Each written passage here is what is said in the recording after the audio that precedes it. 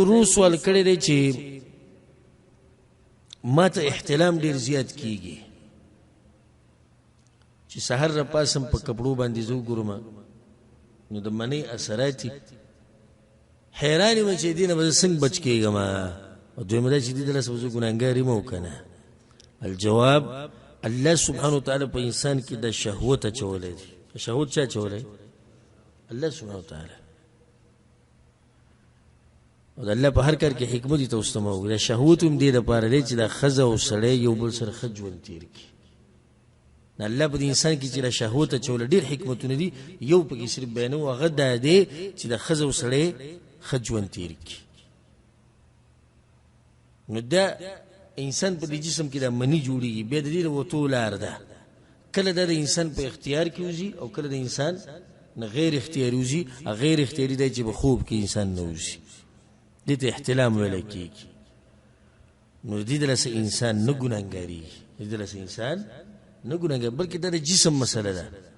یو نیم سړی دي چې بالغ شوی به 50 کال عمر به هغه ماته له دوسه پورې احتلام نه لري شي خيون نیم دي چې خزب او سرم په خوا کې او به هم د ته چې په ورځو کې احتلام کیږي چې ودش نو د جسم او د شهوت او د دې مسله ده دې د الله انسان نه راني چې دغه په اختیار کې نه ده او صرف دومره ده لکه څنګه چې د ام سلمہ رضی الله عنها روایت ته او د عائشه رضی الله عنها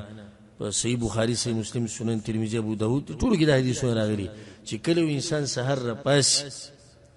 او په جسم باندې اثرات ویني د منی نو په د باندې غسل لازم دي اگر که خوب وته نه یاد اگر که خوب وته نه دا لازم نه چې خوب وته یادي نو غسل به لازم دي کله انسان را پاسي خوب وته نه یاد خو اثرات خامخ ویني په د باندې غسل شتي کې نشته شتي کله دې سکیږي چې انسان را پاسي خوب وته یادي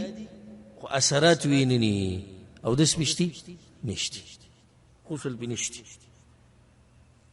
دغه د غسل دا مسله پیغمبر صلی الله علیه وسلم د منی سره تړلې ده نعم اذا هي رأت الماء کله چې سویني او بویني او بونه مراد منی ده دا اسانه مسله دی بعضو مليان واسي ذکر نه کړي سار پاسې دي پرتګ باندې د اثرات ولید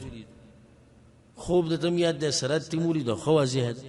خوب د تنه یاد اثرات تیوري دو بیا د باندې غسل لازم دي خوب د یاد د اثرات نشتی نو غسل د